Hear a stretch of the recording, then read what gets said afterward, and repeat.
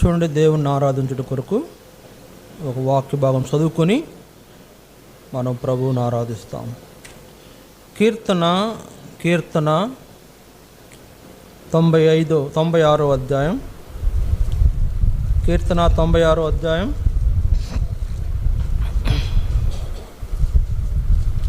కీర్తన 96.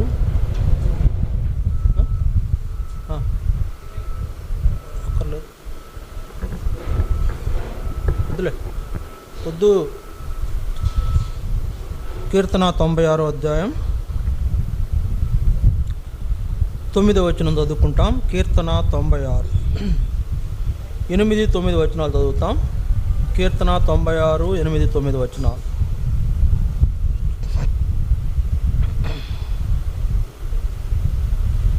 కీర్తన 96 8, 9 వచనాలు. యెహోవా నామమునకు తగిన మహిమ ఆయనకు చెల్లించుడి. నైవేద్యము తీసుకొని ఆయన ఆవరణములోనికి రండి. పరిశుద్ధ అలంకారములు ధరించుకొని యెహోవాకు నమస్కారం చేయుడి. సర్వభూజనులారా ఆయన సన్నిధిని వణుకుడి. ఇక్కడ రాయబడిన మాటల్లో ప్రాముఖ్యమైన మాట, పరిశుద్ధ అలంకారములు ధరించుకొని యెహోవాకు నమస్కారము చేయుడి. పరిశుద్ధ అలంకారములు ధరించుకొని యెహోవాకు నమస్కారము చేయుడి. కాబట్టి చదివిన వాక్య భాగం ద్వారా దేవుడు మనతో మాట్లాడి మనం ఆరాధనలో ప్రవేశించినట్లు ప్రభువే మనకు సహాయము చేయనుగాక. ఇక్కడ వ్రాయబడిన మాటలు గమనించండి. మనం ఎలాగా దేవుణ్ణి ఆరాధించాలి అంటే పరిశుద్ధ అలంకారములు ధరించుకొని ఆరాధించాలి. పరిశుద్ధ అలంకారములు ధరించుకొని ఏం చేయాలా? యెహోవాకు నమస్కారము చేయుడి. ఎందుకు పరిశుద్ధ అలంకారములు ధరించుకొని యెహోవాకు నమస్కారం చేయాలి అని అంటే 4వ వచనం చూడండి. 4-5 వచనాలు. యెహోవా మహాత్యము గలవాడు, ఆయన అధిక స్తోత్రము పొందదగినవాడు, సమస్త దేవతల కంటేనూ ఆయన పూజనీయుడు, జనముల దేవతలందరూ వట్టి విగ్రహములే. యెహోవా ఆకాశ విశాలమును సృజించినవాడు.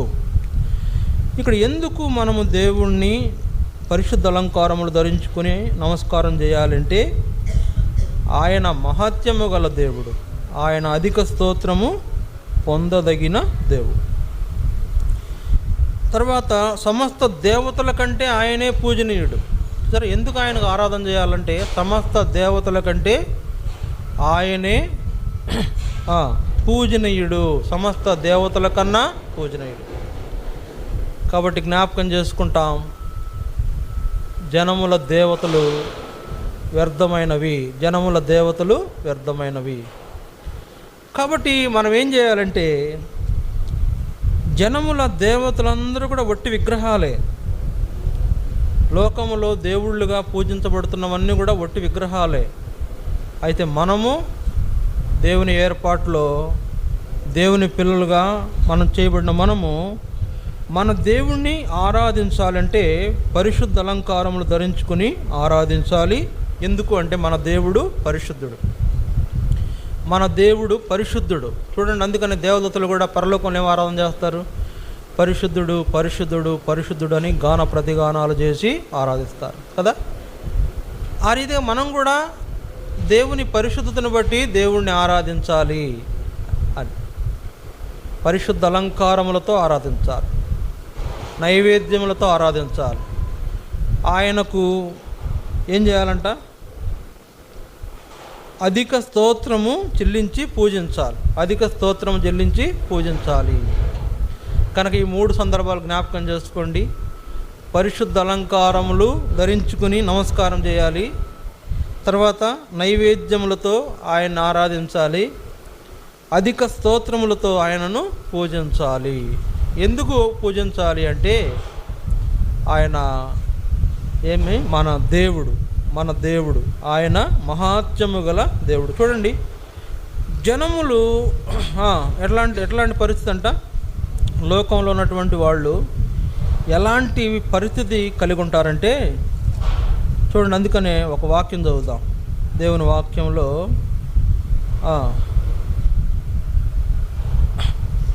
అపోస్తుల కార్యములు 17వ అధ్యాయం 22వ వచనం.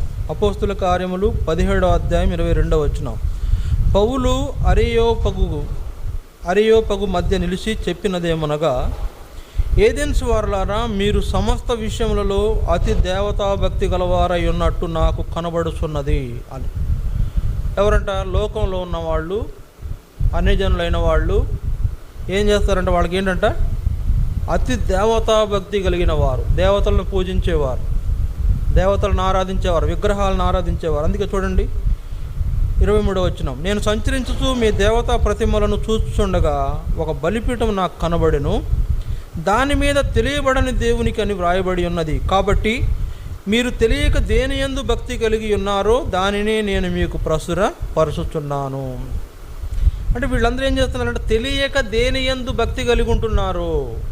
సరే, లోకస్తులు, దేవుణ్ణి ఎరగని వాళ్ళు తెలియని భక్తి చేస్తారు, అర్థం కాని భక్తి చేస్తారు, అర్థం కాని వ్రతాలు పూజలు చేస్తారు. అయితే మనమైతే పరిశుద్ధ అలంకారములతో ఆరాధన చేస్తాం, నమస్కారం చేస్తాం, తర్వాత నైవేద్యములతో ఆయనను ఆరాధిస్తాం. మహాత్యము కలిగిన దేవుడు గనుక ఆయనను అధిక స్తోత్రములు చెల్లించి పూజించే వారంగా మనం ఉంటాం. ఎందుకు? లోకంలో ఉన్నటువంటి వారేమో అతి దేవతలను పూజించే వారు ఉంటారు, వ్యర్థమైన దేవతలను పూజించే వారు ఉంటారు. మనమైతే మన దేవుణ్ణి పూజించాలి, నమస్కారం చేయాలి. ఎందుకు చేయాలి? చూడండి, అపోస్తుల కార్యములు 4వ అధ్యాయం. అపోస్తుల కార్యములు 4వ అధ్యాయం 12వ వచనం. దయచేసి చూడండి, అపోస్తుల కార్యం 4:12.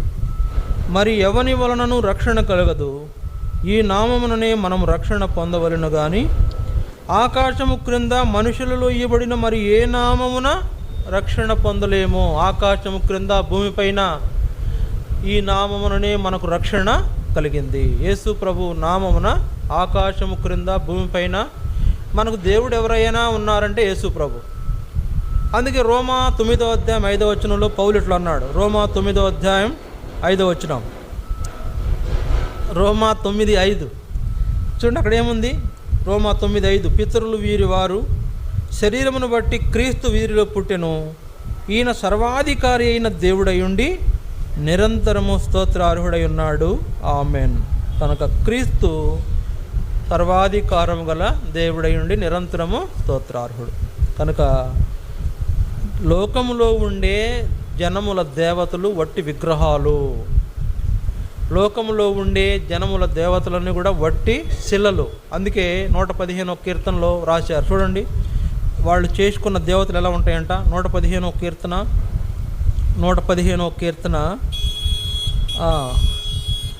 అక్కడ వచనాన్ని గమనించండి. 115వ కీర్తన 4, 5, 6 వచనాలు, 4, 5, 6 వచనాలు. వారి విగ్రహములు వెండి బంగారువి, అవి మనుషుల చేతి పనులు. వాటికి నోరుండి పలుకవు, కనులుండి చూడవు, చెవులుండి వినవు, ముక్కులుండి వాసన చూడవు, చేతులుండి ముట్టుకొనవు, పాదములుండి నడువవు, గొంతుకతో మాట్లాడవు. వాటిని చేయువారును వాటి యందు నమ్మిక ఉంచు వారందరూ వాటి వంటి వారై ఉన్నారు. కనుక జనముల విగ్రహములు ఏంటంట, అవి ఏంటంట మనుషుల చేతి పనులు. జనముల విగ్రహాలు మనుషుల చేతి పనులు. మనం ఎవరు? మనం దేవుడు చేసిన చేతి పనిగా ఉన్నాం. మనల్ని దేవుడు తన చేతులతో నిర్మాణం చేసిన వారుగా మనం ఉన్నాం. 139వ కీర్తనలో ఆయన చేతులే మనల్ని నిర్మాణం చేసిన. చూడండి, 139వ కీర్తన 139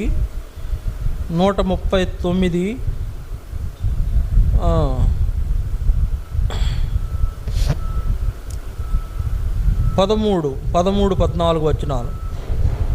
13-14 వచనాలు. నా తల్లి గర్భమందు నన్ను నిర్మించిన వాడవు నీవే, నీవు నన్ను కలుగు చేసిన విధం చూడగా భయమును ఆశ్చర్యమును నాకు పుట్టుచున్నవి. తర్వాత ఇంకో వచనం చూడండి, ఇంకో వచనం 14వ వచనం. నేను పిండమునై ఉండగా నీ కనులు నన్ను చూసెను, నియమింపబడిన దినములలో ఒక్కటైనా కాకమునుపే నా దినములన్నీ నీ గ్రంథములో లిఖితములాయను. ఇక్కడ గమనించండి, నేను పిండమునై ఉండగా నీ కనులు నన్ను చూసెను. ఇట్లా దేవుడు మనలో నిర్మాణం చేశాడు. కానీ మనుషుడు ఏం చేశాడు? లోకంలో ఉన్న మనుషులు ఏం చేస్తున్నారు? వారి కొరకు దేవుళ్ళు నిర్మాణం చేసుకుంటున్నారు. కనుక అందుకనే జనముల దేవతలు వట్టి విగ్రహములు అన్నారు భక్తులు. మన దేవుడైతే ఆయన విగ్రహం కాదు. మన దేవుడు మహాత్మ్యము గల దేవుడు, మహిమ గల దేవుడు. తర్వాత ఆయన సమస్త దేవతల కంటే గొప్పవాడు. సమస్త దేవతల కంటే గొప్పవాడు. లోకంలో పిలువబడుతున్న దేవతలన్నిటికీ పైన ఉన్న మహాత్మ్యము గల మహారాజు అన్నారు. చూడండి, అందుకని అదే కీర్తన 96వ అధ్యాయంలో మహాత్మ్యము గల మహారాజు అని అక్కడ చెప్పారు. చూడండి, కీర్తన 96వ అధ్యాయం 4వ వచనం. 96:4 ఏముంది? మహాత్యం, యెహోవా మహాత్యము గలవాడు. చాలు, యెహోవా మహాత్యము గలవాడు. తర్వాత ఒక వాక్యంలో వ్రాయబడింది ఒక చోట, మహాత్యము గల మహారాజు. చూడండి, అందుకని 95వ కీర్తన 3వ వచనం. 95వ కీర్తన 3వ వచనం, యెహోవా మహాదేవుడు, దేవతలందరికీ పైన మహాత్యము గల మహారాజు. కనుక యెహోవా మహాదేవుడు, దేవతలందరికీ పైన మహాత్యము గల మహారాజు. కనుక మన దేవుడు దేవతలన్నిటికీ పైన ఉన్న మహాత్యము గల దేవుడు, మహాత్యము గల మహారాజు. కనుక మన దేవుడు మహాత్యము గలవాడు, ఉన్నత స్థలములో నివసించేవాడు. ఆయన మరి ఎట్లాంటి వాడంటే ఆకాశము క్రింద భూమిపైన రక్షణ కలిగించే గొప్ప నామము కలవాడు. చూడండి, ఆకాశము క్రింద భూమిపైన ఏ నామమున రక్షణ లేదంట, కానీ ఈ నామమునే రక్షణ. ఏ నామమున? యేసు నామమున రక్షణ. యేసు నామమున రక్షణ. కనుక ఆకాశం క్రింద భూమిపైన దేవతలుగా పిలువబడిన ఎవరు రక్షించలేరు. కానీ రక్షకుడు ఎవరంటే యేసు ప్రభువే. ఆయన ద్వారానే రక్షణ, ఆయన నామమునే రక్షణ. చూడండి, అందుకని లోకంలో ఉన్న దేవతలందరినీ గురించి ఒక మాట చెప్పుకుంటారు. ఏమంటారంటే వాళ్ళను దుష్ట సంహారకులు అంటారు. సరే, ఎవరంటారు? లోకంలో ఉన్న దేవతలను ఏమంటారు? దుష్ట సంహారకులు. దుష్టులను శిక్షించడానికి ఉన్నవాళ్ళు, వాళ్ళు దుష్టులైన వాళ్ళని శిక్షించడానికి ఉన్నవాడు. కానీ మన దేవుడు అట్లా కాదు. దుష్టులను కూడా ప్రేమించి వారి దుష్టత్వం నుంచి విడిపించి వారిని రక్షించుకున్న దేవుడు. దుష్టులను లేకపోతే పాపులను రక్షించిన దేవుడు. లోకములో దేవతలేమో దుష్ట శిక్షణ అయితే, ఈయనేమో దుష్టుల రక్షణ కలిగించిన వాడు. అందుకని ఆకాశం క్రింద భూమిపైన యేసు ప్రభు తప్ప రక్షకుడే లేడు. ఆయనే రక్షకుడు. ఆయన మహత్యము గల అధిక స్తోత్రము పొందదగిన రక్షకుడు. కనుక మనం ఏం చేయాలంటే పరిశుద్ధ అలంకారములతో ఆయనను మనం ధరించుకుని ఆయన ఆరాధించేవారుగా మనం ఉండాలి. మన నైవేద్యాలు ఆయనకు సమర్పించాలి.